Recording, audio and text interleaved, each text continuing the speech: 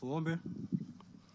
Ewe Mwenyezi Mungu, twakusihi ututazame kwa neema nyingi na baraka, sisi watumishi wako ambao umeridhika kutuita kwa nyadhifa za uongozi katika jamhuri hii yetu. Twakuomba utuajalie tuyatende na kufikiria mambo yote yatakayofikishwa mbele yetu kwa njia ya haki na uaminifu, ili kustawisha amani, ufanisi na heri ya nchi yetu na wale ambao haja zao umezikabidhi mikononi mwetu. Amen. Tuketi.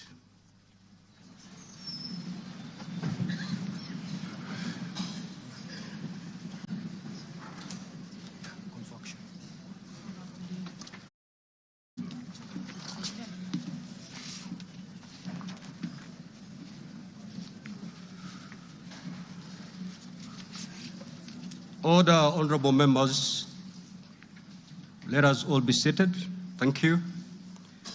Your Excellency, Honorable Dr. William Samoei Ruto, CGH, President of the Republic of Kenya and Commander-in-Chief of the Defense Forces, the Right Honorable Dr. Moses Wetangula, EGH, MP, Speaker of the National Assembly, honorable members of Parliament, distinguished guests, ladies and gentlemen. Article 132, Sub-Article 1B of our Constitution provides that the President shall address a special sitting of Parliament once every year and may address Parliament at any other time.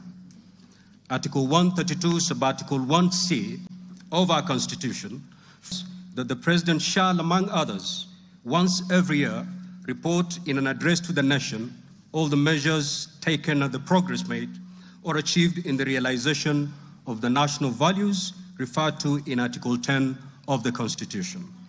In addition, Article 240, Sub-Article 7 of the Constitution, Parliament annually. In addition, Article 240, Sub-Article 7 of the Constitution requires the President in his capacity as the chairperson of the National Security Council to report to Parliament annually on the state of security in Kenya.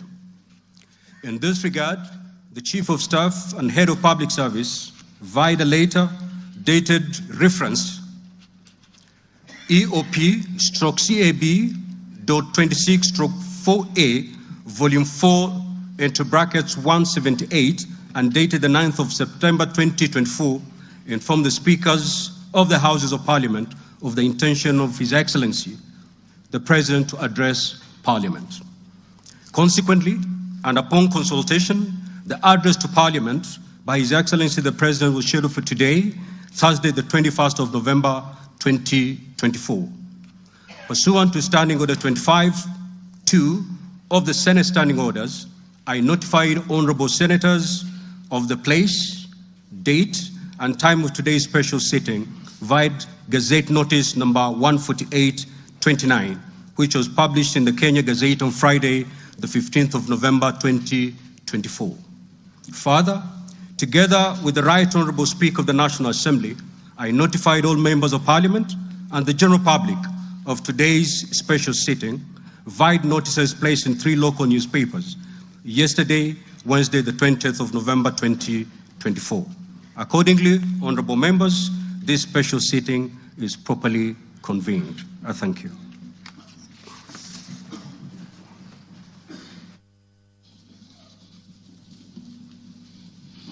Your Excellency, Honorable Dr. William Samoei Ruto, CGH, President of the Republic of Kenya and Commander-in-Chief of the Defense Forces, the Right Honorable Amason King, EGH MP, Honorable Speaker of the Senate, Honorable Members of Parliament, members of the Diplomatic Corps, distinguished guests, ladies and gentlemen. Article 132(1)(b) of the Constitution requires the President to address the nation once every year and at any other time. Further, Article 132(1)(c) of the Constitution requires the President to once every year report in an address to the nation on measures taken and progress achieved in the realization of our national values. Additionally, Article 132(1)(c)(3) of the Constitution provides that the President shall submit a report for debate to the National Assembly on the progress made in fulfilling the international obligations of the Republic. In this regard, honorable members, by way of a message to the House, His Excellency the President conveyed his desire to address a joint sitting of the Houses of Parliament today, 21st November 2024.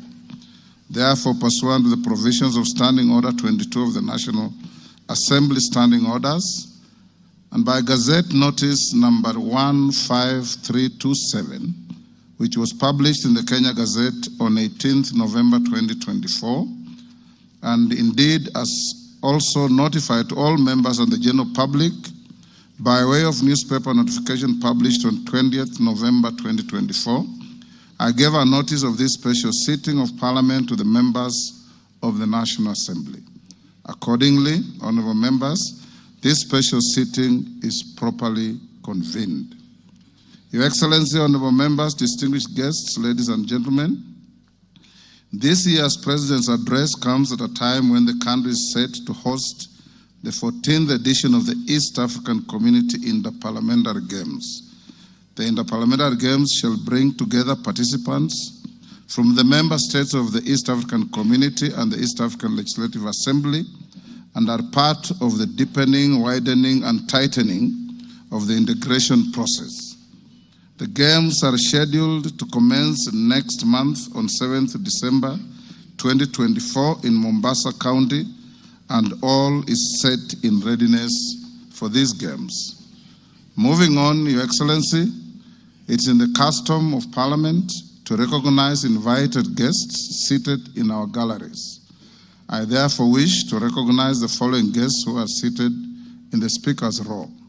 Her Excellency Mama Rachel Ruto, First Lady of the Republic of Kenya, and other members of the First Family. His Excellency Honorable Professor Kithure Kindiki, the Deputy President of the Republic of Kenya and the spouse of the Deputy President, Her Excellency Dr. Joyce Kithure. Honorable Musalia Mudavadi EGH, the Prime Cabinet Secretary and Cabinet Secretary, Minister of Foreign Affairs and Diaspora Affairs. Your Excellency, honorable members, also present in the Speaker's row this afternoon are the Honorable Lady Justice Philomena Mbete Mwilu, MGH, Deputy Chief Justice and Vice President of the Supreme Court. She's accompanied by Honorable Justice Mohammed K. Ibrahim and Justice William Ouko. Justice William Ouko, judges of the Supreme Court of Kenya. Also accompanying the Deputy Chief Justice are Honorable Justice Oscar Angote, presiding judge of the Environment and Land Court. Honorable Justice Lady Justice Jemima Wanza Kelly, judge of the Employment and Labor Relations Court. We are also honored to have in our midst the immediate former speakers of the Houses of Parliament, the Honorable Justin Beda Njoka Muturi, EGH, the Cabinet Secretary for Public Service and Human Capital Development, the Honorable Kenneth Marende, EGH, the Honorable Kenneth Makelo Lusaka, EGH, the current Governor of Bungoma County, Honorable Ekwe Ethro, and additionally, we also are pleased to be hosting a delegation visiting our Parliament from the Republic of the Gambia.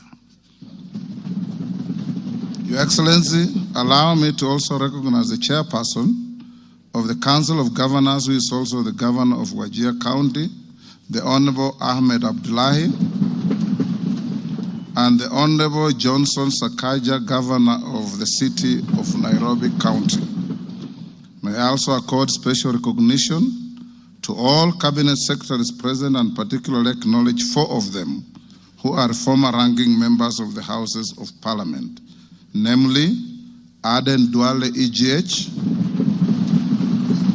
former leader of the majority party in the National Assembly, Honorable Onesimus Murkomen, EGH, former Senate Majority Leader, Honorable John Badi, EGH, Honorable Opio Wandai, EGH,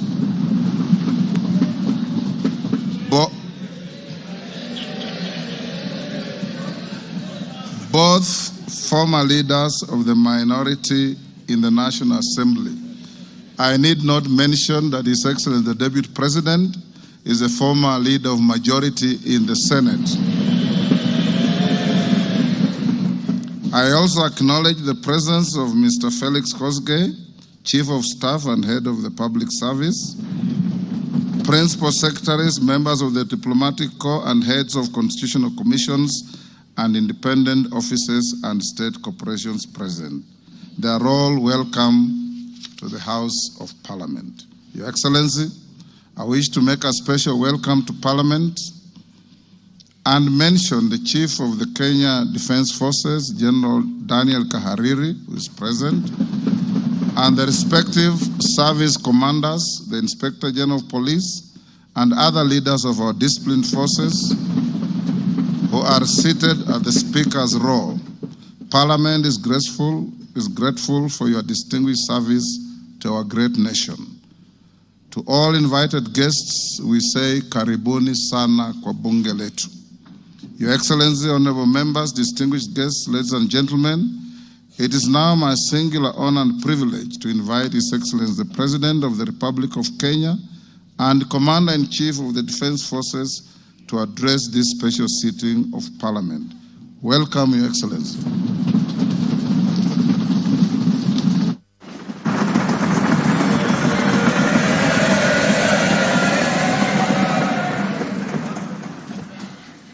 Thank you very much, Mr. Speaker.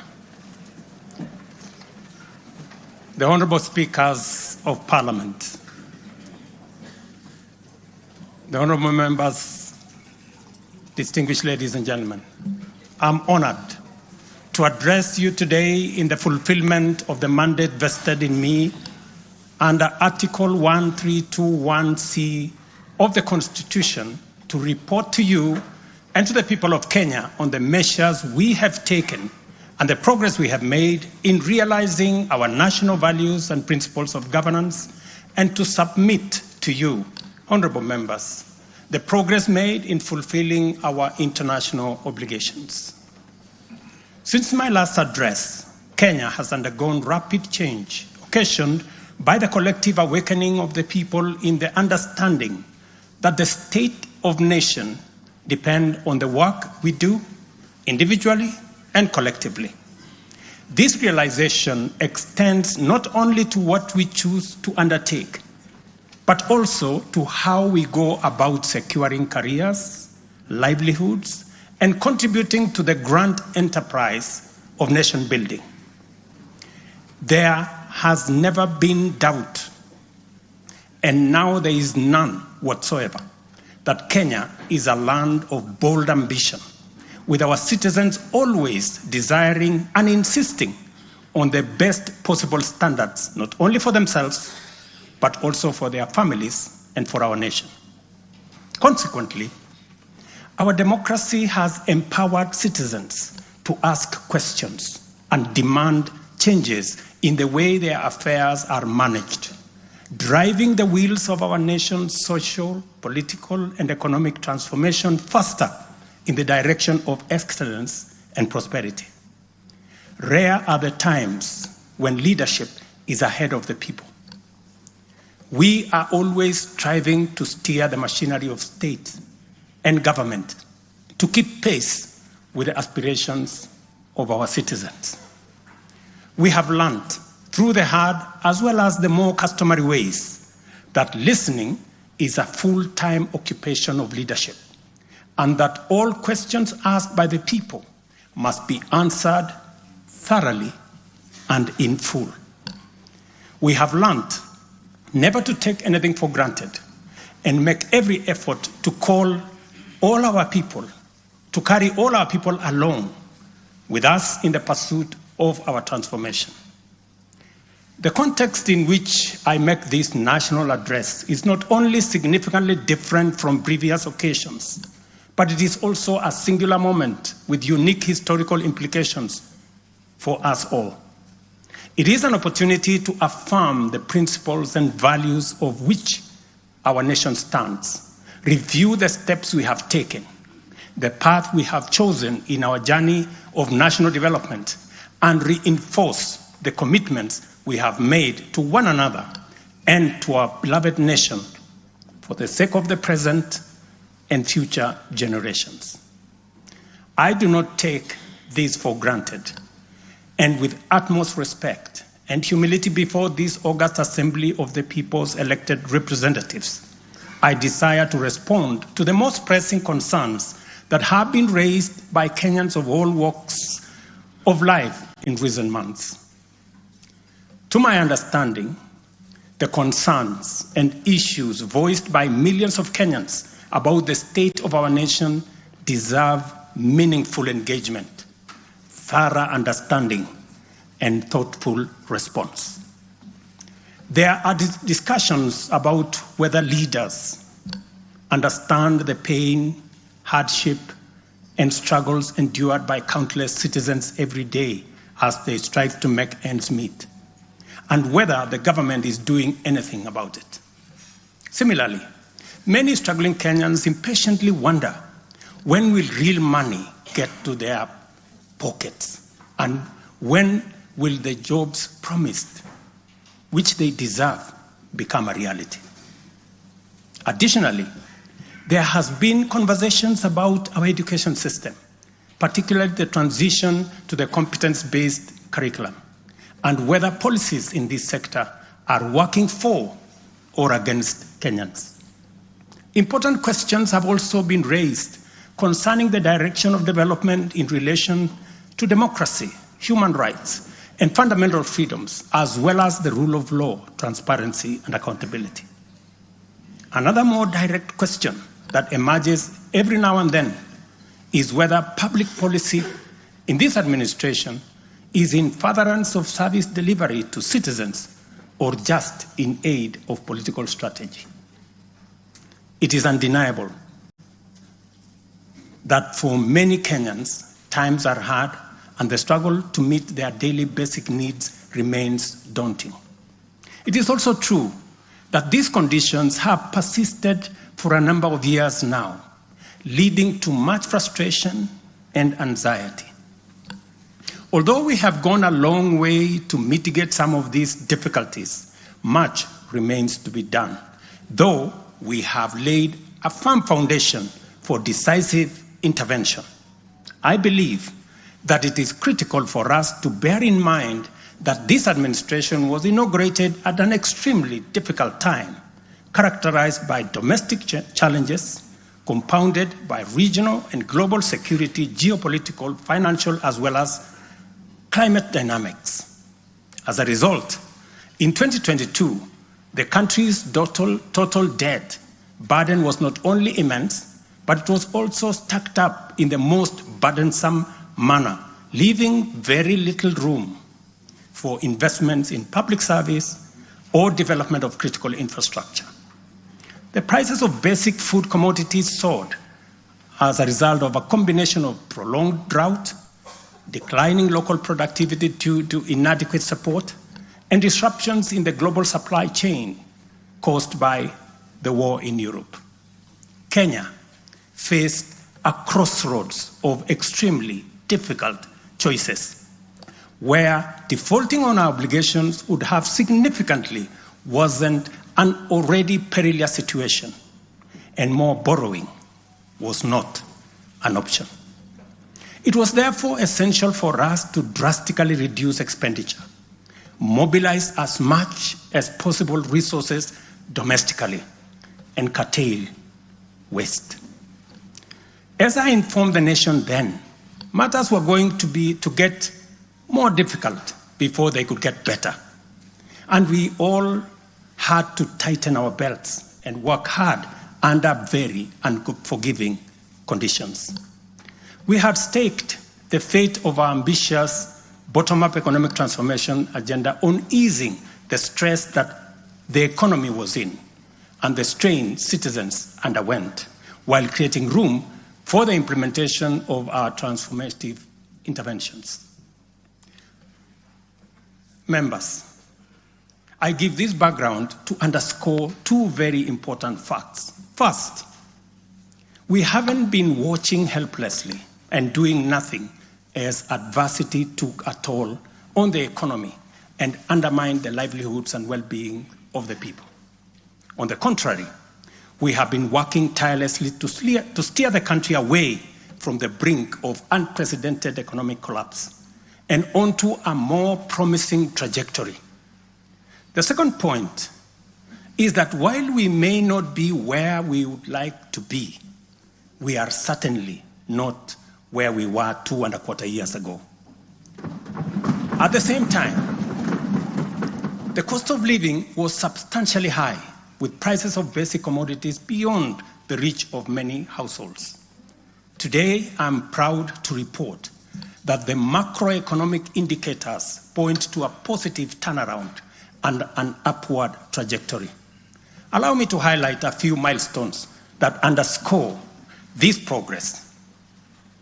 The shilling has stabilized significantly, appreciating from Kenya shillings 162 to the dollar in February 2024 to Kenya shillings 129 today, a remarkable gain of 20%. This recovery has restored confidence in our financial markets and significantly reduced the cost of servicing external debt, creating fiscal space for our development imperatives. Inflation has declined dramatically from 9.6% in September 2022 to 2.7% in October this year, the lowest rate in 17 years. This achievement has been the consequence of favorable weather and our deliberate efforts to support farmers with affordable inputs, including subsidized fertilizer, leading not only to increased production but also productivity and lowering the prices of many cereals, including maize, pulses such as beans and peas. Our foreign exchange reserves have surged by US dollars 2.4 billion to hit a new record of US dollars 9.5 billion, providing a 4.8 month of import cover, the highest in 10 years. This resilience yields us or shields us from external shocks in the global economy and restores investor confidence. Ladies and gentlemen, interest rates are also trending downwards, reducing borrowing costs and freeing up fiscal space for growth-enhancing initiatives by business.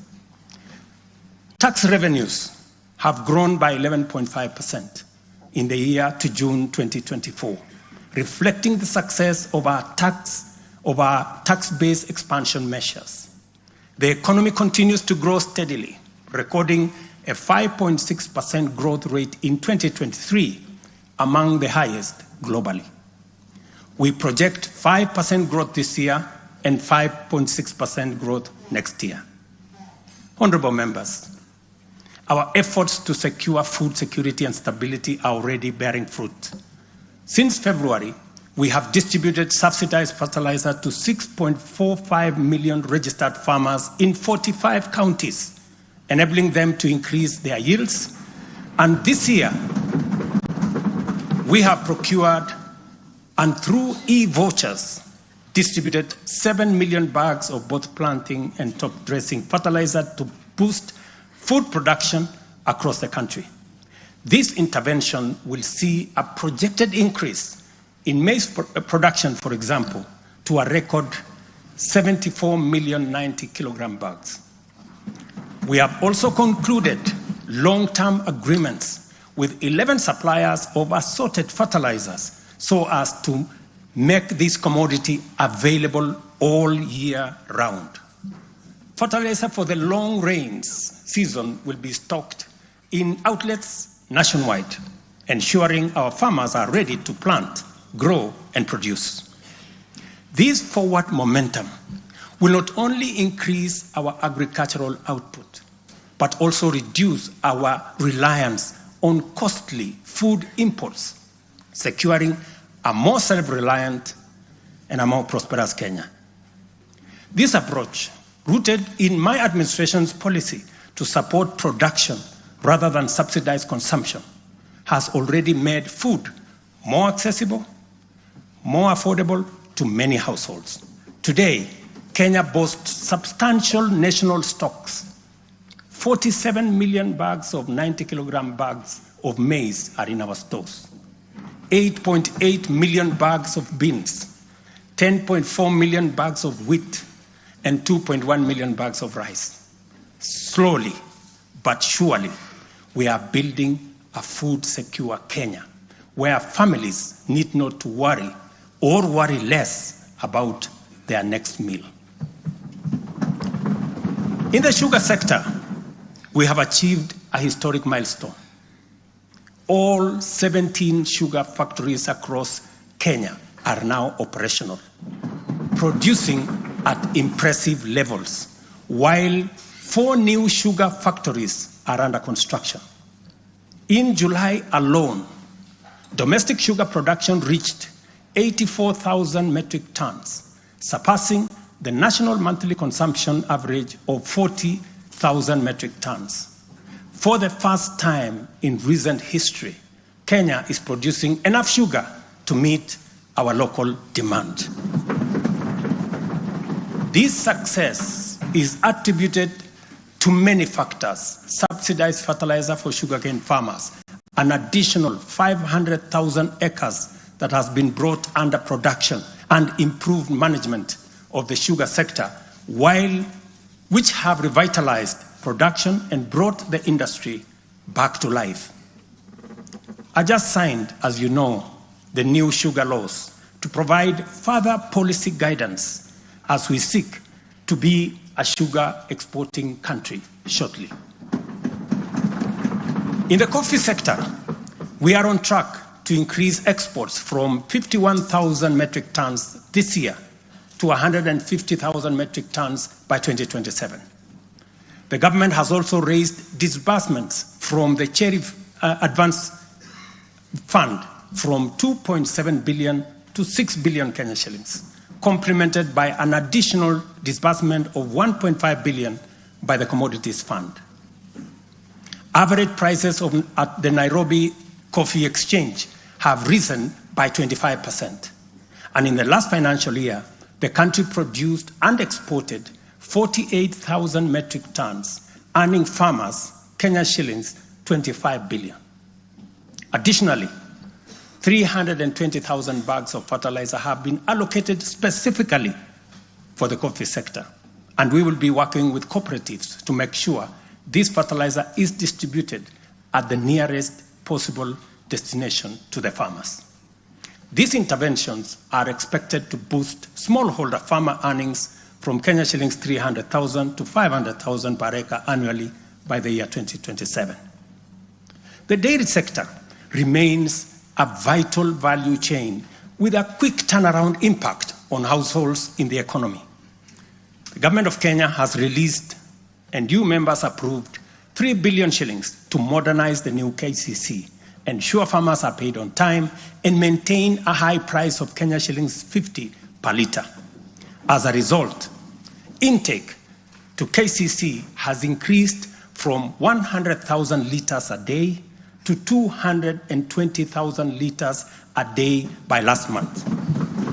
Other strategic interventions include the extension of duty-free imports for feed manufacturing raw materials, subsidized artificial insemination services, and the reduction of sexed semen costs from 7,000 to 2,900 through the Kenya Animal Genetic Resource Center. These measures have led to a 14% increase in milk production from 4.6 billion litres in 2022 to 5.2 billion litres in 2023, with projections exceeding 6 billion litres this year. The value of exported dairy products has nearly doubled, rising from Kenya shillings 4.8 billion in 2022 to Kenya shillings 7.2 billion in 2023. These gains demonstrate how targeted policies can deliver tangible benefits to dairy farmers and drive growth in our economy.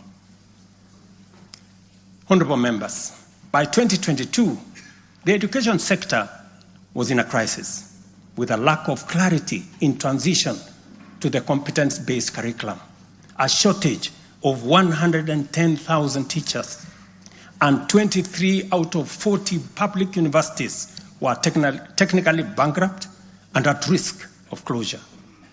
Among those facing severe challenges were huge institutions, such as my own alma mater, University of Nairobi, Kenyatta University, Moi University, Egerton University, Maseno University, Masinde Muliro University. To address this issue in our education sector, we have already hired, as you know, members, 56,000 teachers and are in the process of recruiting another 20,000 by January next year. We have also ensured the seamless transition of learners from primary to junior secondary and domiciled grades 7, 8, and 9 in primary school, optimizing the use of existing infrastructure, ensuring the safety of young learners, and protecting parents from the high costs associated with boarding schools far away. Recognizing the financial challenges faced by our universities and TVETs, we introduced a new student-centered higher education funding model. This model gives priority to the most vulnerable students, offering them up to 95% government support, while also pulling our universities back from the brink of collapse. The remaining challenges for a few universities, like Moi University, are related to internal administrative and governance issues, which I have given firm instructions that they should be addressed. To further enhance access to higher education, we launched the Open University of Kenya, and this House approved that exercise, paving the way for more students to achieve their academic goals. The institution's first cohort of students is scheduled to graduate next week on the 29th of November 2024. Honorable members, universal health coverage is a cornerstone of our transformation agenda and a matter that touches every Kenyan family. Despite health being a devolved function, we acknowledge the immense financial burden that comes with health. Counties have struggled with shortages of medicine, equipment, sometimes staff, hindering service delivery and leaving countless Kenyans with suboptimal access to health care. It would have been easy for me to step back and leave this responsibility to counties alone. But that would have been a disservice to Kenyans and a betrayal to our Constitution. Instead of engaging in debates about healthcare being devolved, I have chosen the hardest but necessary path of addressing this challenge head on. Health delivery is not just about fulfilling a constitutional mandate by whatever level of government. It is about ensuring that healthcare is not a privilege for the few who can afford and a pipe dream for the many who cannot. For years, NHIF was saddled with debts and inefficiencies, and healthcare was being severely and negatively impacted. For far too long, too many households have lived on the edge, just one illness away from financial catastrophe. Our healthcare system has historically neglected the poor and vulnerable, leaving them without any option, while private sector medical covers remained out of reach for the majority. This is precisely what we will correct through the provision of universal health coverage. This agenda is not just about a promise. It is about a bold commitment to deliver health through transformative financing reforms, making healthcare accessible and affordable, digitizing our healthcare services to enhance efficiency, eliminate fraud, and stop corruption, and to empower a skilled and motivated health workforce. To honor our commitment on the universal health coverage, I signed into law 4 groundbreaking legislation on the 19th of October, passed by this August House. The Social Health Insurance Act replaced the outdated National Hospital Insurance Fund and established the Social Health Authority, which oversees 3 essential funds. This modern framework ensures that every Kenyan, especially the most vulnerable, can access quality healthcare services when they need it most. The shift from the National Health Insurance Fund model to Taifa Care is fundamental and radical in both scale and character. NHIF, if I give you a bit of example, NHIF served a few salaried Kenyans and those who could afford to pay. But Taifa Care covers every Kenyan, regardless of employment or financial status. Secondly, despite serving a limited class of citizens, NHIF nevertheless accumulated billions of shillings of debt because of misalignment between contributions and the actual cost of healthcare. Taifa Care has undertaken an accurate costing of all healthcare-related goods and services in order to provide timely, effective, and efficient service to every Kenyan that is affordable. Additionally, the NHIF had a waiting period lasting between registration and eligibility for service.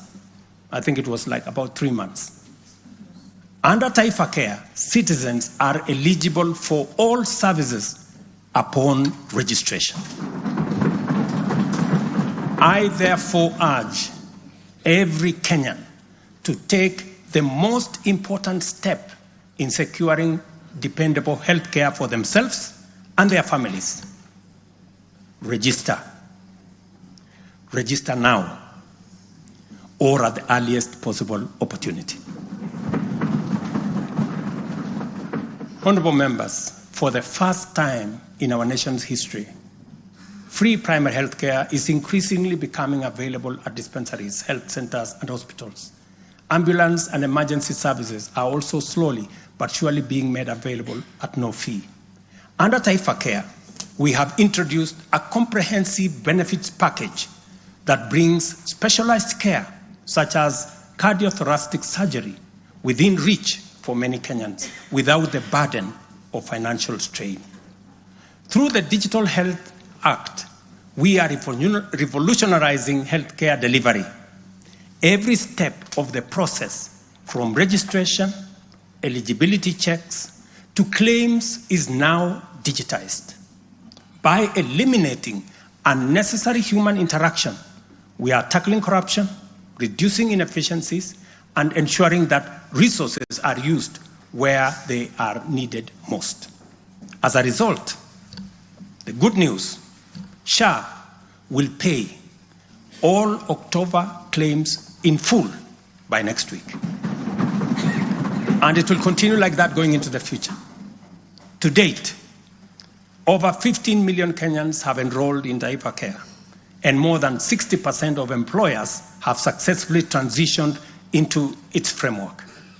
The newly established Social Health Insurance Fund empowers citizens to contribute towards accessing a broad range of healthcare benefits. This represents a seismic change from the old reactive healthcare model to a forward-looking system that prioritizes prevention and preparedness. Once the transition from NHIF is complete and SHIP becomes fully operational, Kenya will have a healthcare system that guarantees dignity, peace of mind, and equitable access for every citizen for the very first time in our 60 years of independence. Honorable members, we have launched an ambitious healthcare program, one that Kenya has always needed and deserved. Like any major transition, there are challenges, but I promise you, we are fully committed to making the system work. As we roll out this program, we are listening to citizen voices and collaborating with counties to deliver better healthcare services. through the Facility Improvement Fund, which you in this House passed, we will ensure that hospitals are equipped with the tools they need, medicine, equipment, and other resources necessary to provide quality care, while involving citizens in decision-making at every facility. We are now doing the heavy lifting, clearing decade-old debts, ensuring access to medicine and equipment, and stabilizing a system that had failed too many for too long. We are building a healthcare system that serves every citizen with equity and dignity. Over the past month, we have disbursed Kenya shillings 5 billion to settle historical debts owed to the public, private, and faith-based medical facilities, some of which have been pending for over a decade. Another 3.7 billion will be disbursed tomorrow. This underscores our commitment to ensuring uninterrupted delivery of healthcare services, and we will continue to clear the remaining balances in a phased-out approach over the coming months. This sustained effort aims to restore confidence in the healthcare system and ensure seamless access of quality services. Honorable members, there is a compelling body of data projecting that not only is the future of humanity urban, but also that Africa has the fastest rate of urbanization. Kenya is no exception, and in fact, many of our counties are urbanizing rapidly. Dear Kenyans, we have a date with an urban future, and the only choice we have is what this urban future will look like. Will it be characterized by decent, dignified, safe, and livable neighborhoods and communities? Or will it be haphazard, unsanitary, unsafe slum dwellings? This is the fundamental question that our affordable housing plan seeks to answer.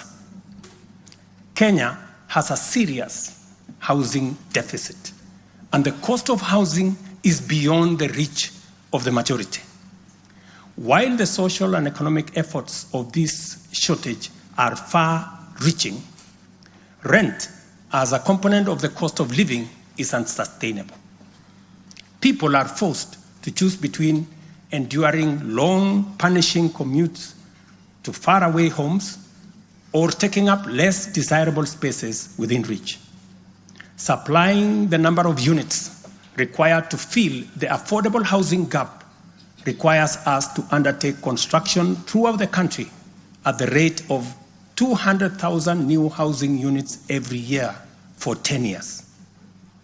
Many people have asked why they should be interested in affordable housing project in rural areas. If you look around, you will witness the signs of our urban future. Land sizes are becoming smaller as the population grows in rural agricultural areas. To protect agriculture and food security from the effects of uncontrolled land fragmentation, urbanization must be planned and must be controlled. And the affordable housing program is therefore a vital component of integrated land use planning and development program that we are implementing throughout the country and in every county.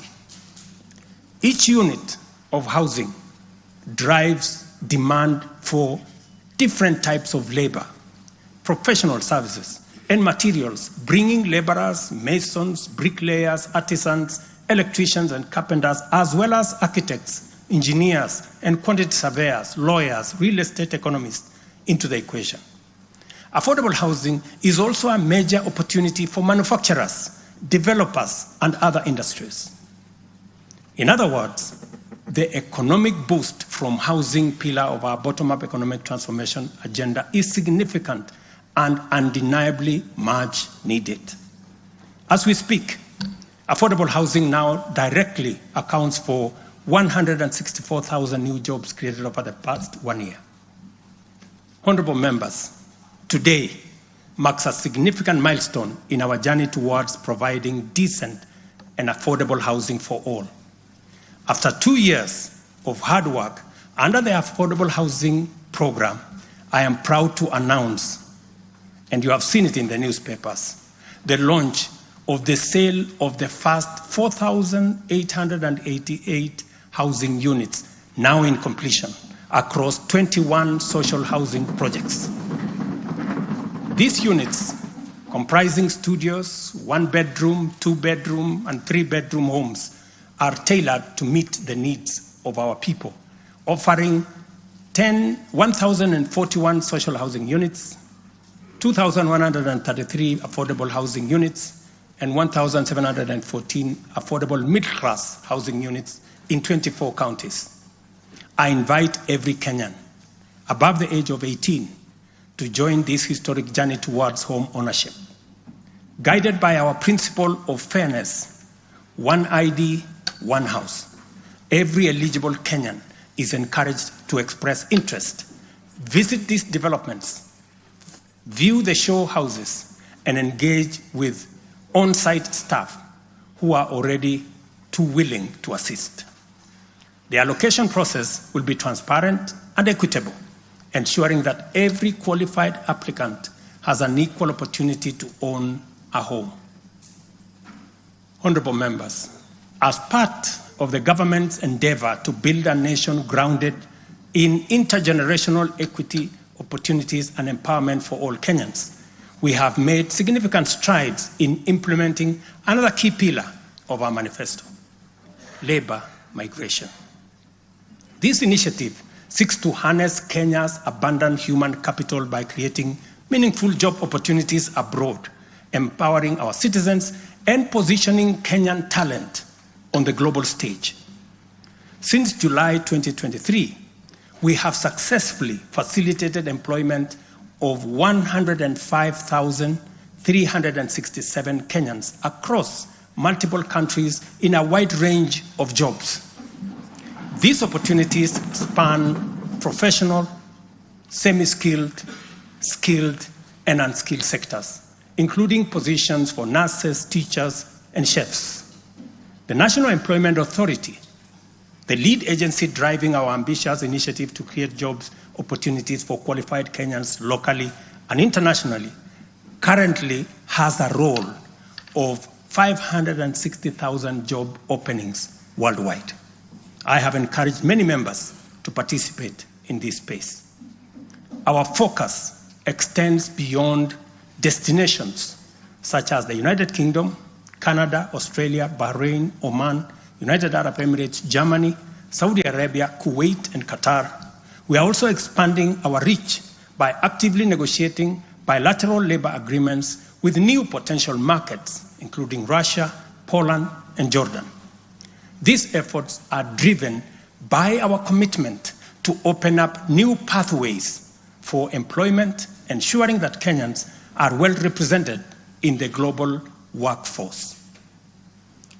In the digital economy, we are expanding last-mile fiber optic connectivity using the extensive Kenya Power Transmission Lines network to the most remote and underserved areas of Kenya, and making significant strides to establish digital and ICT hubs. This has created a foundation for digital transformation, enabling IT economy workers, young digital creators, and entrepreneurs to access a wealth of opportunities locally and globally. By bridging the digital divide, we are empowering our youth to compete on an equal footing in the global marketplace and showcasing Kenya's ingenuity and innovation. I congratulate members of this august House for being part of this grand digital plan. Your support, encouragement, and effort is duly recognized. We have also prioritized the empowerment of individuals within the informal sector by unlocking their potential through targeted investment. This includes accessible loans, capacity building programs, and regulatory reforms designed to ease growth. A notable achievement is the partnership with the banking industry, which I participated in a month ago. This extended an additional 150 billion in loans to micro, small, and medium enterprises, complementing the government's efforts to nurture this vital sector. On financial inclusion, we have made remarkable progress through the Hustler Fund. To date, this innovative initiative has disbursed Kenya shillings 60 billion, benefiting 24.6 million Kenyans and mobilized over 3.3 billion in savings. The fund maintains a repeat customer base of 8.5 million beneficiaries with a repayment rate of 79%. To mark the fund's second anniversary, we have taken a bold step by launching a third product specifically tailored for small and medium enterprises. This new initiative will initially target 2 million beneficiaries who have demonstrated a strong credit history with the fund.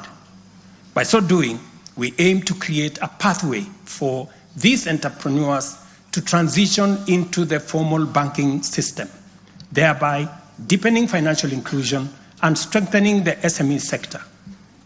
This milestone underscores our commitment to build a financially inclusive and economically resilient nation. The progress we have made has been possible only because the people of Kenya have been courageous, strong, determined, and patriotic. It has also been enabled by a number of early interventions under our bottom-up economic transformation agenda, and at the same time, created space for us to implement the agenda in full. As we proceed with implementation, we expect to quickly capitalize on the gains we have secured and invest resources in the economy with an emphasis on strategic pillars of our plan. As more projects get off the ground, more people get hired, liquidity levels improve, more money ends up in people's pockets. Honorable members, you know we are a democracy. Democracy is a founding principle and defining value of our nation. Democracy is hard-won, non-negotiable right and guarantees freedom that we are proud of and must always defend. Our national democratic culture expresses itself energetically through robust discourse, boldly speaking truth to power and holding leadership to account. It is a tradition of fearless expression and vigorous public participation. This is who we are, and there is nothing anyone can do about it. We understand, therefore, that protests are always legitimate and permitted by the Constitution. Protests are conducted by citizens who are peaceful and unarmed.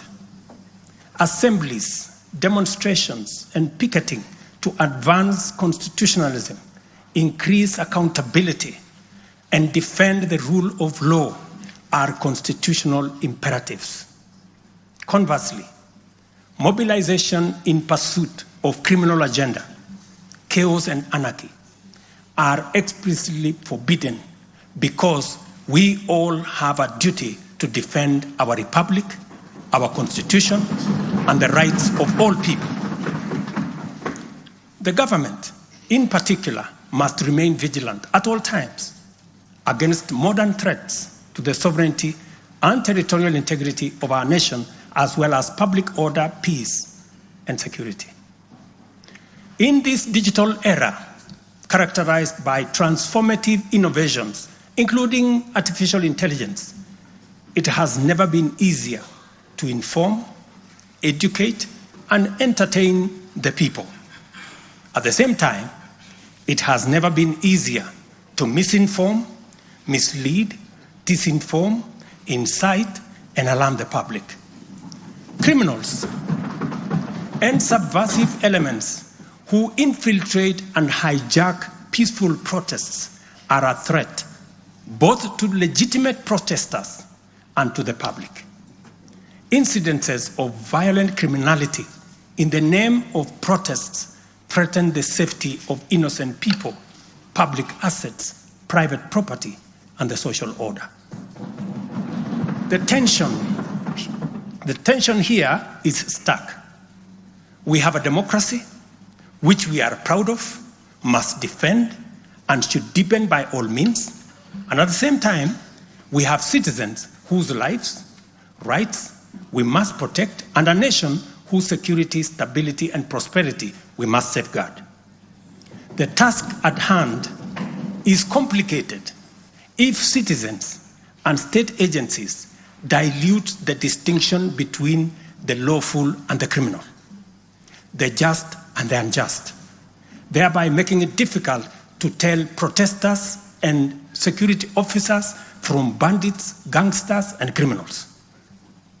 It is only by following the law that we are able to achieve our aims and apportion accountability properly. It should not be possible for robbers and looters to escape accountability by claiming that they were taking part in a protest. Likewise, it should not be possible for security officers to wound, maim, or even kill citizens and claim that they were engaging violent criminals. We all have a duty to make the necessary distinction and to do so clearly to protect democratic expression and guarantee public safety and security. I must now confront an issue of widespread concern regarding the relationship between citizens and the security services in the context of immense threat and intense political dynamism. Numerous allegations have been made concerning disappearance of people during protests. A number of these cases have been resolved, while others have been uncovered as fake news, undermining efforts to find genuine cases of missing persons. A good number of alleged disappearances have also turned out to be arrests made by police officers. In such cases, the suspects have been duly arraigned in court. I must, however, make it very clear that there is no attempt to justify or excuse illegal arrests. Such would be a serious threat to the life and liberty of citizens. I condemn any excessive or extrajudicial action which puts the life and liberty of any person at risk, including disappearances and threats to life. I urge all Kenyans with information about such cases to forward the information to the Directorate of Criminal Investigation and to IPOA, where they suspect members of the police service to be implicated. I am aware, for example, that many of the cases that have been raised are being handled by the Independent Police Oversight Authority, an important step in accountability and justice. Many citizens, as well as various organizations representing and championing women's rights and welfare, have expressed concern about gender-based violence and the increasing cases of killings of female victims by male criminals motivated by primitive expressions of gender-based brutality and impunity. Left unaddressed, these incidents will cause the women of our nation to feel increasingly unsafe, even in their own homes. This is both tragic and unacceptable. It also complicates, in disturbing ways, the struggle by Kenyan women for inclusion, for equality, for dignity, social justice, their rights, their protection, a section of our society that has been marginalized for a long time. I am aware that most of these cases of murder of women by men have been investigated and prosecuted. It is my hope that in due course, those found culpable will face the full force of the law. Members, It is time for each of us, political leaders, public officers, religious leaders, traditional institutions, and family members, to do our part in raising boys into morally upright men who will never need to affirm their masculinity at the expense of women. But instead, contribute to making our society just, safe, equal, and inclusive. I appreciate women leaders who have taken time to engage me and propose solutions to address this issue. I have held discussions with other leaders in government, and I have tasked the Deputy President to reach out and facilitate collaborative, broad-based, and multi-sectoral deliberations and recommend effective and radically transformative and affirmative action within the next 6 months. This Parliament will recall that early in my tenure, I engaged the leadership of both houses with recommendations on a working formula to actualize meaningful inclusion of women in national leadership. We must seriously question the drivers and the motives of resistance and reluctance to take the next step in actualizing the 2/3 gender rule. We must call out those who continue to sabotage this right of women to contribute to the governance of our nation. Women are not second-class citizens. They deserve equal representation at all levels.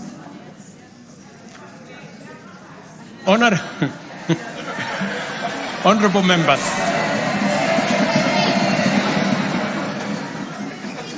without a doubt, honorable members, without a doubt, every shilling of our national revenue matters and must be used to deliver maximum value to Kenyans. Wastage, corruption, and the abuse of office are grave risks to national transformation and a direct threat to the well-being of the people. I have given my full commitment to serve as a responsible steward of public resources. To begin with, I have championed the automation and digitization of government services and revenue collection to promote transparency, seal loopholes that lead to revenue losses, enhance accountability, and eliminate opportunities for corruption, therefore improving efficiency, transparency, and integrity.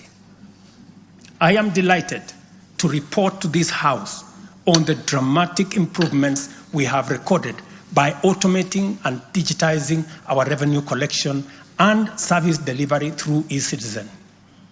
We have so far digitized 20,855 government services, up from 350 in 2022, representing an increase of almost 6,000%, while we have significantly improved revenue collection.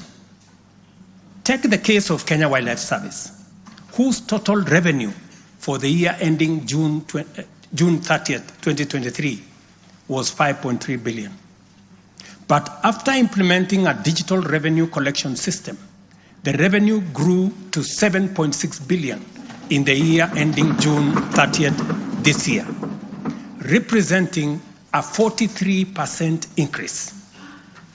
This initiative alone has firmly put KWS on the path to self-sufficiency, freeing the corporation from reliance on exchequer support. I commend the teams at KWS, as well as all other government institutions that have leveraged technology and the digitization process to improve revenue collection. Under the Digital Health Act that you members passed in this House, we are determined to enhance efficiency and transparency provided by technology in the provision of healthcare services to eliminate fraud and fake claims. Tax revenue mobilization by the Kenya Revenue Authority, starting with its customs revenue system, is equally being worked on to ensure that revenue leaks are eliminated. Because corruption is a serious risk to social justice, sustainable development, and national security, and the bottom-up economic transformation agenda, I am harnessing our working relationship with other arms of government to encourage the judiciary and parliament to enhance integrity and efficiency by adopting digitization and automation. As I do so, I must caution that all these measures will only achieve intended results if, and only if, the institutions charged with combating corruption and promoting efficiency and integrity stop hiding behind the transparent screen of independence and rise up to meet the people's expectation on matters integrity. Let me say this. It cannot be the case that the Director of Public Prosecutions keeps dropping cases because somehow they are unable to produce witnesses. It cannot also be the case that corruption suspects rush to court to obtain anticipatory bail that shields them from due process and enables them to compromise investigations.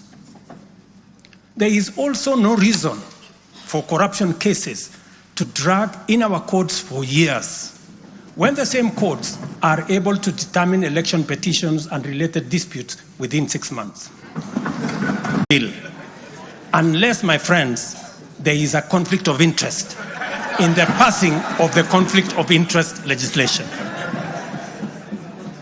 Similarly, the National Treasury has been dragging its feet in the implementation of an e-procurement system for the last 10 years.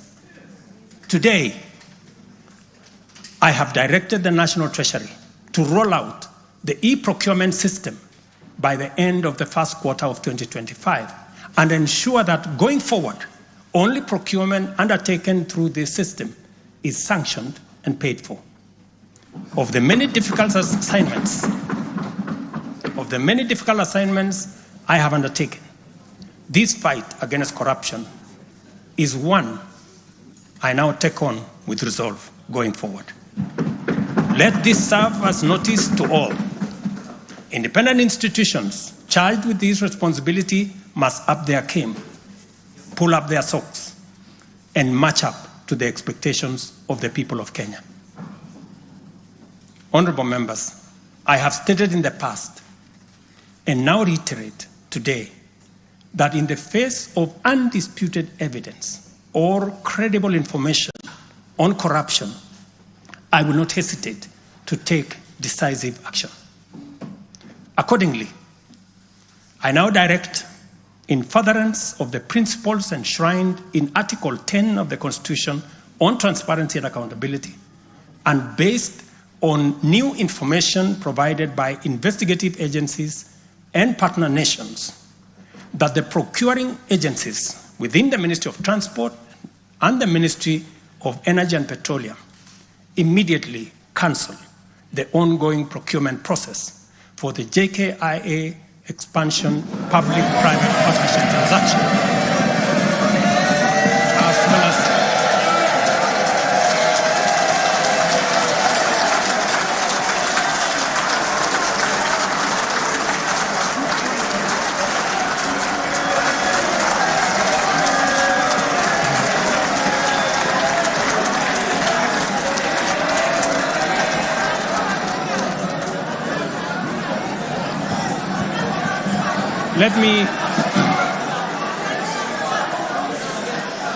Let me repeat this for clarity. I have said that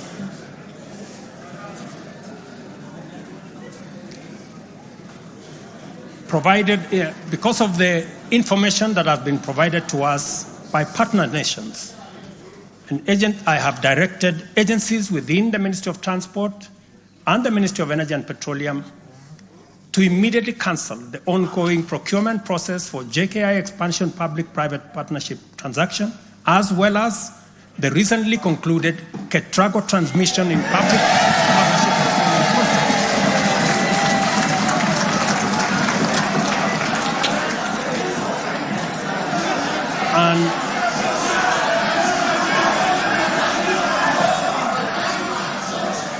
And immediately commence the process of onboarding alternative partners, because these are important projects.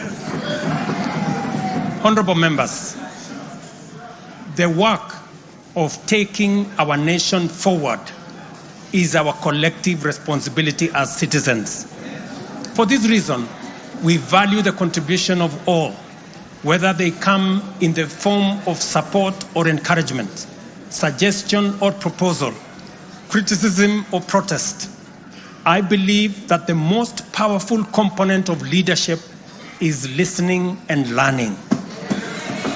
Therefore, I engage with you and listen to all citizens, their elected leaders, public officers, administrators, teachers, and other professionals, learners and the youth, farmers, fisherfolk, pastoralists, traders, craftsmen, artisans, nurses, doctors, community health promoters, and workers across all types of sectors in every sector.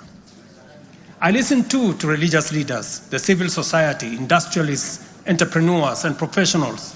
Their contributions and everyone else's have my full attention and commitment to respond through positive, affirmative action that takes the national transformation endeavor forward. I commit to continue listening and acting, to engage, debate, deliberate with you, and to take your input into consideration in serving our nation. By design, the bottom-up economic transformation agenda is defined by its capacity to elicit feedback in the course of implementation and incorporate the same in making improvements and further progress. With every input from stakeholders, our ability to drive progress increases. By listening to you and to every Kenyan, I am able to serve this nation better. As we take part in this necessary discourse, I want to make one thing very clear. I am fully invested that overcoming these obstacles requires the collective energy, the collective wisdom, ideas, and goodwill of Kenyans of all political, cultural persuasions, religious beliefs, and walks of life. The wisdom of entrenching national unity and inclusivity as a national value in our Constitution is clearly evident. Our diversity is our source of power. And this moment in the history of our nation calls for radical collaboration to transcend our challenges. We do not have the luxury of magnifying our differences. It is time for all of us to pull together and usher the nation into the future of our dreams. With this in mind, I initiated extensive consultations with leaders from across all divides, public and private. Through these engagements, we resolved to reimagine unity and inclusivity and harness the full potential of our nation through bipartisanship, which culminated in the formation of the broad-based cabinet. The imperative to accommodate the contribution of leaders across the aisle inspired us to constitute the broad-based government, a partnership based on shared purpose and premise on a commitment to bring our national values into action to turbocharge the implementation of the transformation of our nation. Being a farmer myself, transformation is like farming. A lot of resources are invested in plowing the land and planting the seeds, after which there is nothing to see for all the work except stretches of bare earth. Impatience might lead to anxiety and lamentation of the waste of effort in seed buried in the earth. However, after a brief wait, seedlings sprout, requiring close attention, weeding, and patient tending into the crop that will be ready for harvest. So is economic transformation. It requires hard work, investment of resources, patience, and faith. We have planted the seed, and all over the field, it is beginning to sprout. While admittedly there remains much to fulfill, our collective hope to deliver the national economic transformation that this nation so dearly deserves is on course. I am proud to declare that we have also made undeniable progress in building on the strong foundation laid in previous years and getting the National Development Project off the ground. Honorable members, from the reports that I have the honor to table for your consideration and debate, there is reason to be optimistic that our forward march is unstoppable and that our capacity and commitment to live and work by our national values and principles of governance are stronger than ever before. Our nation is a proud member of the international community, making our contributions to the global progress boldly and with great determination. We stand collectively facing the dawn with confidence that our expectations of a bright daylight is not in vain. In summary, honorable members, and all fellow citizens, the state of our nation is resilient. And now, honorable speakers, it is my pleasure to submit to Parliament the following 3 reports as required by the Constitution. Number 1 is the report on all measures taken and progress achieved in the realization of national values. The second, report on progress made in fulfilling the international obligations of the Republic of Kenya. And the third, report on the state of our security. Now, therefore, I hand over the reports to the Speaker of the Senate and to the Speaker of the National Assembly. Thank you all. God bless you, and God bless Kenya.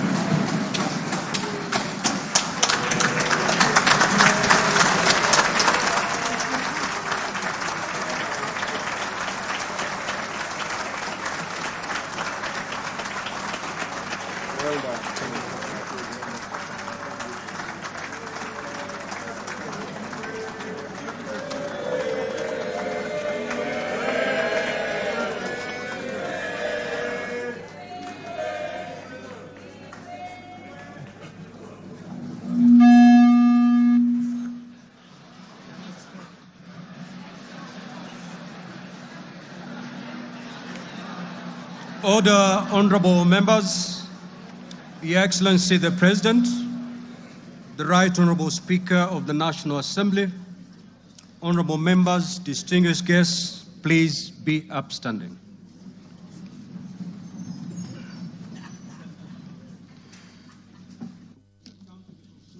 Business of the day, and it is now time to adjourn. The Senate stands adjourned until Tuesday, the 26th of November, 2024, at 2:30 p.m. in the Senate chamber. Honorable members of the National Assembly, the National Assembly now stands adjourned until Monday, 25th November 2024, at 2:30 p.m. May I also take this opportunity on Monday.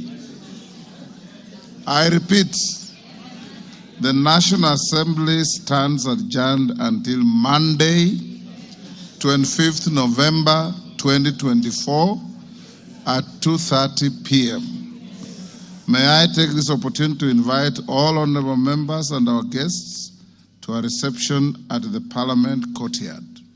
May I also request all of you honorable members and our guests to remain standing in your places until the procession of His Excellency the President and the speakers of the 2 houses leave the chamber.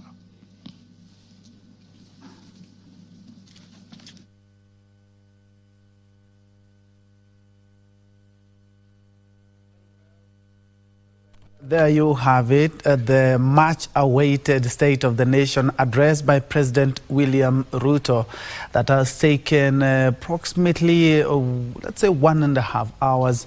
And he has mentioned a number of things that, of course, the government will be looking into, and, of course, also touching on some of the successes, including the affordable houses. But I'm very sure that on everyone who has been listening, the Adani deal cancellation will be forming a basis of the discussion and also headlines in the coming days. But allow me just to point out a few things that the head of state has mentioned, and especially on the economy, is that last year the economy grew by 5.6%, projecting more this year.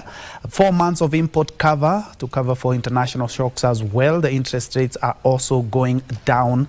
When it comes to agriculture, as mentioned, matters to do with fertilizer to actualize agricultural output, and with the rains, the short rains here with us.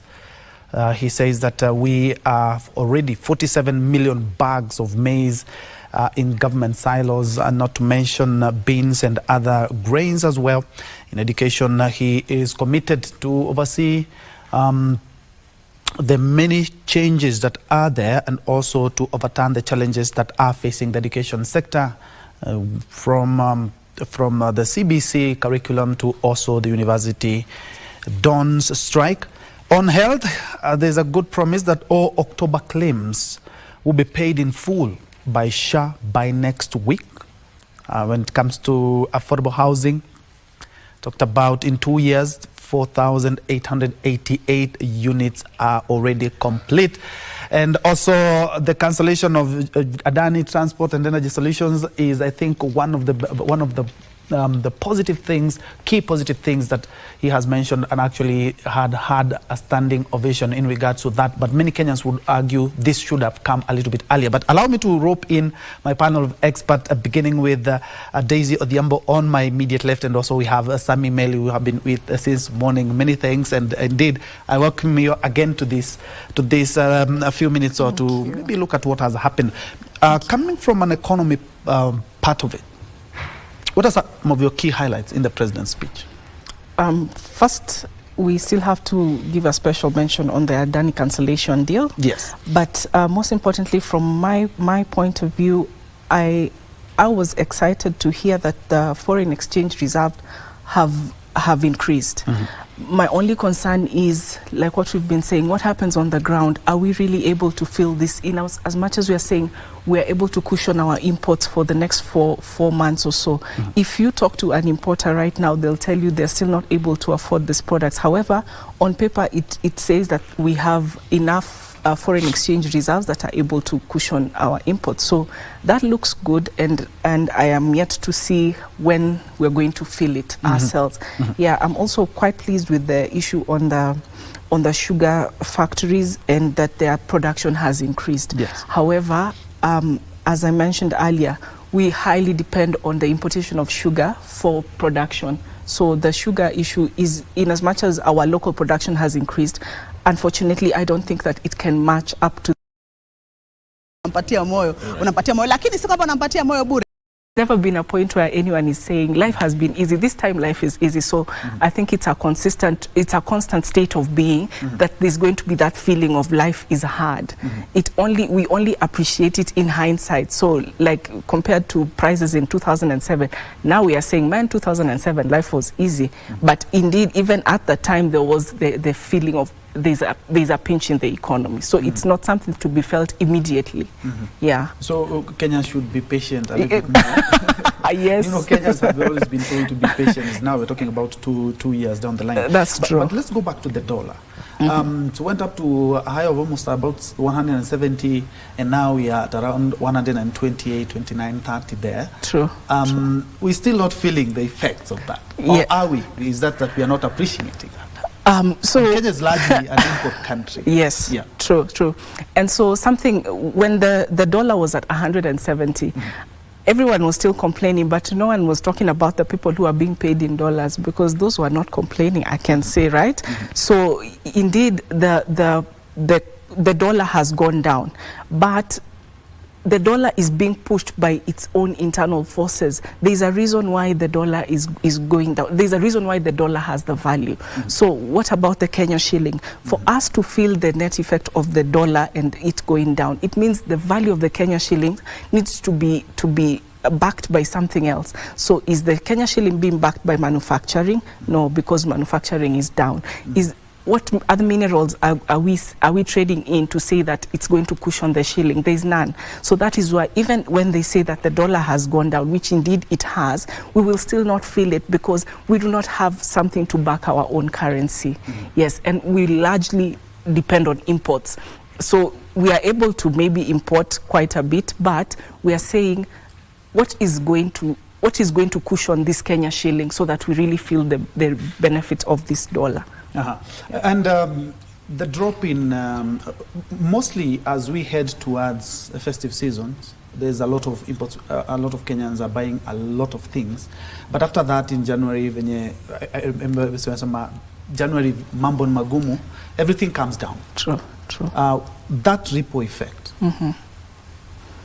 So the economic cycle from the import-export point of view is that usually the second half of the year, we have a lot of imports coming in because now the budget has been read, so everything is tabled now. And so we are able to bring in, so we have a lot of imports during this second half of the year. However, in this particular case, this particular season, we've had a bit of a challenge because the taxes are limiting the level of imports. And so we say, even if we will be patient, yes, but by the time we are able to access these imports, it's going to be, say, in January. And around January, we might not, because we largely import from China, we might not be able to access these imports because of the Chinese New Year calendar. So are we able to plan in advance? We might not be able to plan in advance because, again, it becomes a challenge to do demand forecasting because we really don't know whether this December, are people really going to buy the way they are supposed to buy during the festive season. So we have that challenge. And let's go back to the cost of power. One of the key government agenda under the bottom-up economic transformation agenda is manufacturing. And if at all the cost of power is high, of course, that will cascade down to the ordinary mwananchi in terms of the cost of the product. Kindly talk about the cost of power and how it affects the economy as we are. Yeah, so this thing about cost of power, it's one of the factors of production. And we really depend on electricity, okay, to support manufacturing. So the cost of electricity continues to go high. What that means, and even the dependence on electricity is a challenge because some days, there's no electricity. So what happens to factories on that day? They've shut down. So the high cost of power is pushed now forward to the end user, because if this factory had a downtime for a few days, they really have to recover their money. So the final product is going to be a little bit higher than what they are expected to have. But are we able to cushion this and use solar instead? Yeah. And my final question, but before that, I can see that the head of state has made his way to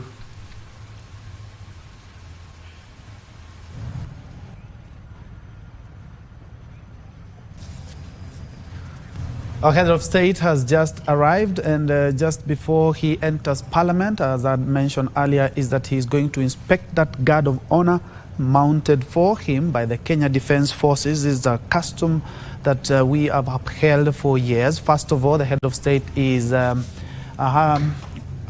a chat with the military head of military departments, that is the Kenya Navy, Kenya Air Force, and also the Kenya Army, and also senior security officers. As I can see, the Inspector General of Police and his assistant, and also Nairobi County Governor as well, including the Nairobi Police Commander.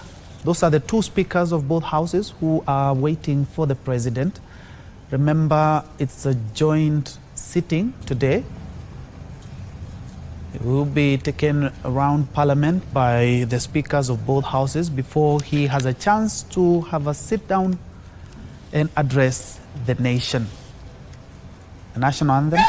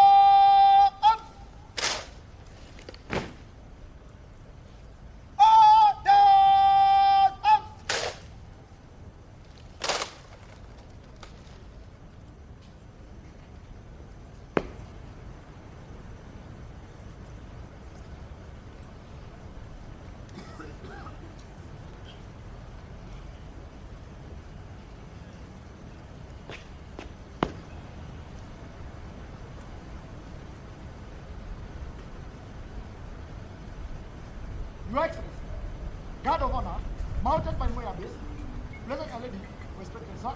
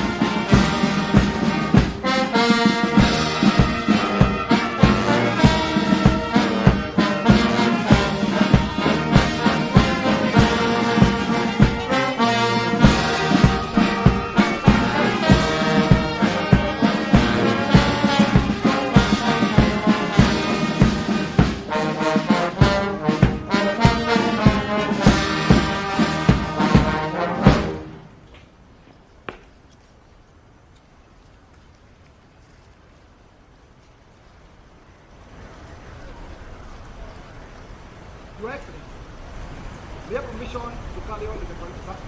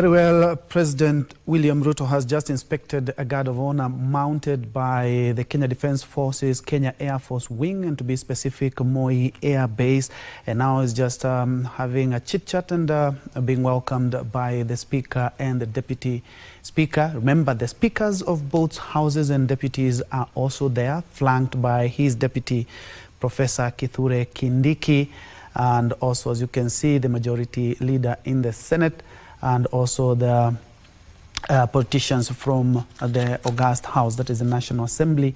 They are including senators and other parliamentary officials. From there, we are expecting that the president will have a session there before he's going to make a tour of both houses before he has his opportunity to have a sit down.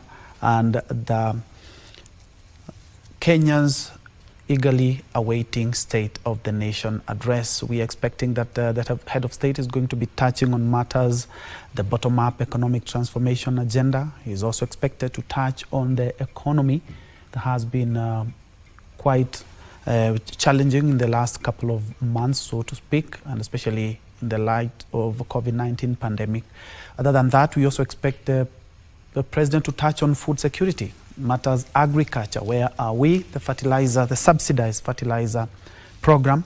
We also expect the president to be touching on our national policy and also our foreign policy as well. And he has indeed made his way inside Parliament. And in the next couple of minutes, we do expect him to be making his speech. Among other also things that we expect that the president to be touching on is the social health insurance. We also expect that the president will be touching on matters education. There's also having a challenge in terms of strike by the university dons and also the controversial university funding model, and also talking about the grade 9 and challenges that are facing our CBC. We also expect the president to be touching on matter security, and especially, you do remember, we had a big challenge in the North Rift. The head of state also being expected to touch on that. He's also expected to be touching on matters governance. Remember, this is the first speech that he is making to the nation in Parliament since the ouster of his deputy and the installation of a new deputy. We also expect the head of state to be touching on all other arms of the government. And for now, I now hand over to my Bunge team who are standby for the rest of the program. This will be his third State of the Nation address since he assumed power in 2022. And so, our dear viewers, welcome for this live proceeding brought to you by the Parliamentary Broadcasting Unit in conjunction with the Kenya Broadcasting Corporation. And this State of the Nation is just the only agenda in the order of business this afternoon at the National Assembly. Remember, the President is addressing the nation through a joint sitting of the Senate and the National Assembly, popularly known as the bicameral Parliament. And in the order of business this afternoon, immediately after the President makes his way into the chamber this afternoon, we'll be having a prayer session, and equally that will be followed by convocation by the Speaker of the Senate as well as by the Speaker of the National Assembly. And the Speaker of the National Assembly will then invite His Excellency the President to make his speech.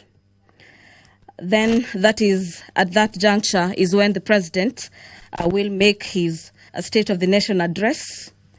And immediately after the conclusion of that, we'll have the House adjourning this afternoon, owing to the fact that the State of the Nation address is the only agenda lined up for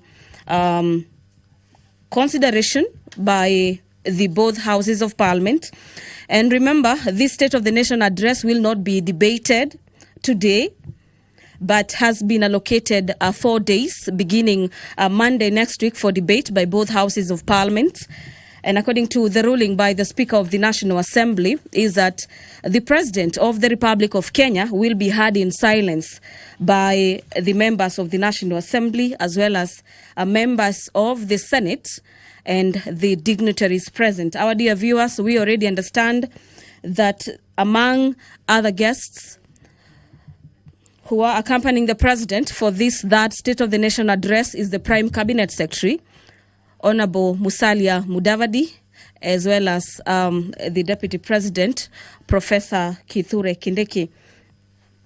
So to just take you through some of the expectations during today's State of the Nation address, the President of the Republic of Kenya is required by the Constitution to address the nation through the State of the Nation address. This is the third one since the President assumed power in 2022.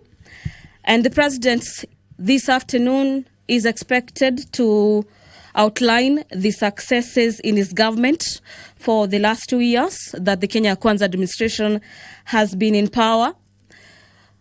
We equally expect the probable challenges that have faced the government and the measures that the government will be taking to address some of the areas.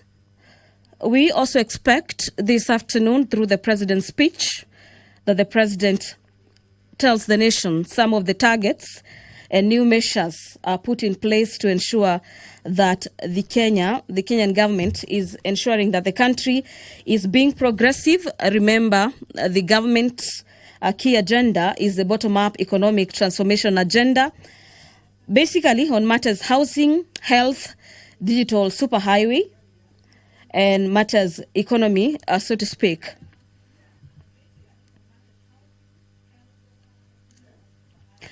The very first State of the Nation address was done on the 1st of 29th of September, the year being 2022.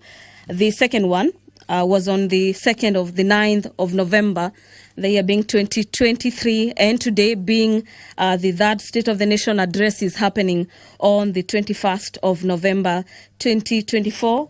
This is, so to speak, say a month after the swearing in of the Deputy President, Professor Kithure Kindiki.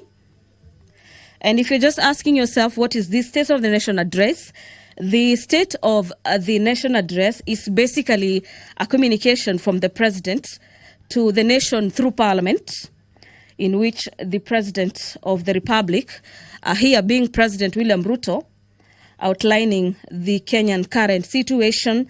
And equally, the President will be providing policy proposals for the coming legislative year. So we expect that during this State of the Nation address that is set to take place not after 3 p.m. today.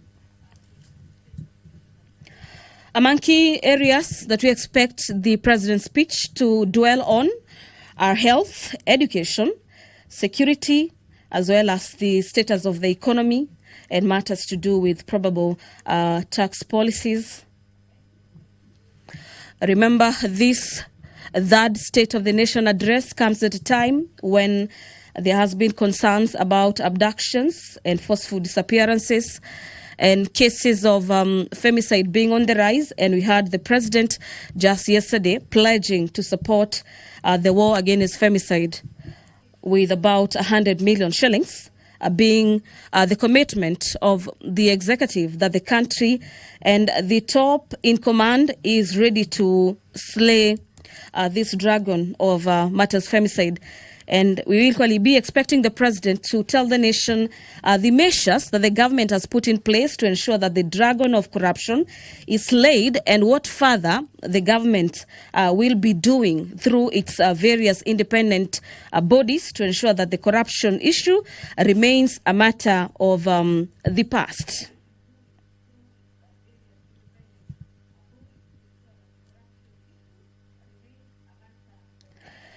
Well, during his last State of the Nation address, the President spoke on a number of issues. They included the steps that will be taken to improve as well as boost matters economy, create jobs. Remember, the country is facing the aspect of unemployment, especially among the youth, and the government having come into power with one of their key campaign agendas being addressing the area of unemployment in the country.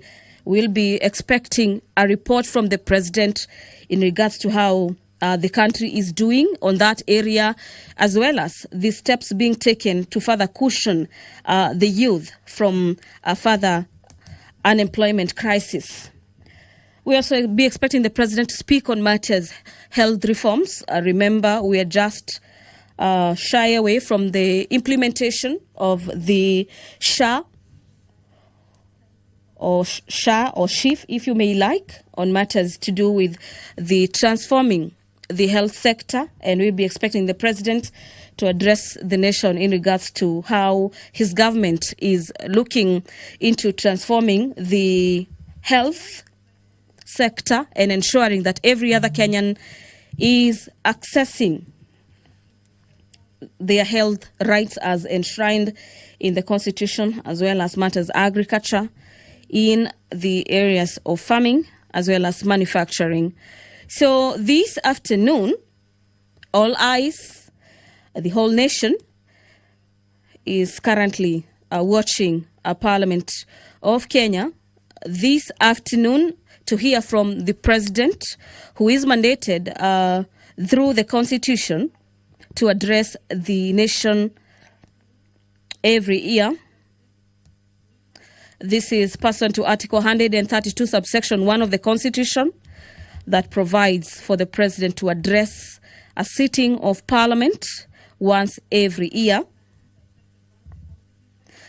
And our dear viewers, Article 132, subsection 1B and C further dictates that every year the president is expected to report in an address to the nation on the measures taken to achieve the realization of the national values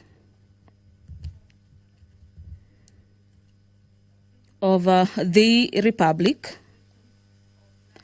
and equally submit a report for debate to the National Assembly on the progress made in fulfilling the international obligations of the Republic. This report that will be submitted this afternoon is scheduled for debate from Monday next week. Remember, the National Assembly has already adjusted its sittings for the next 2 weeks, so to speak. And among the priority business is the consideration of the president's speech on the State of the Nation address.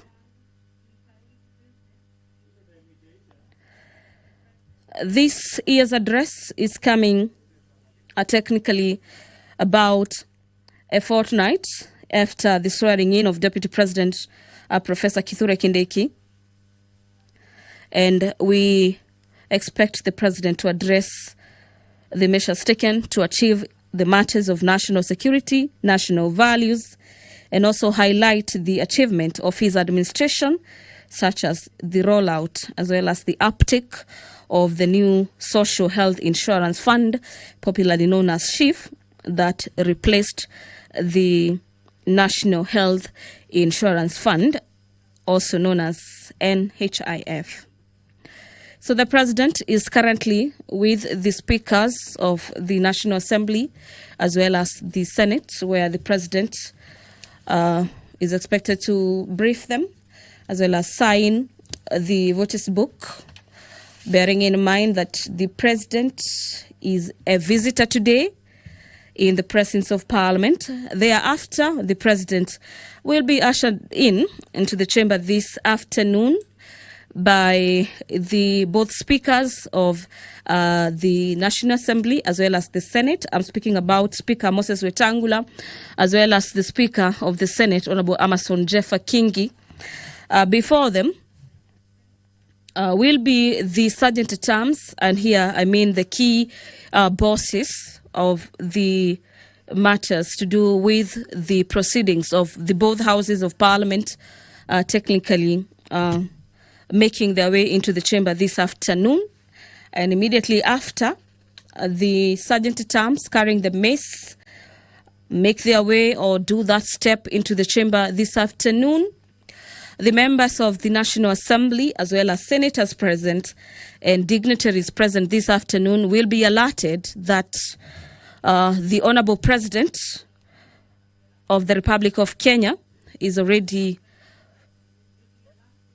ready to get into the chamber this afternoon and do exactly that, which is the address of the nation that will be preceded by the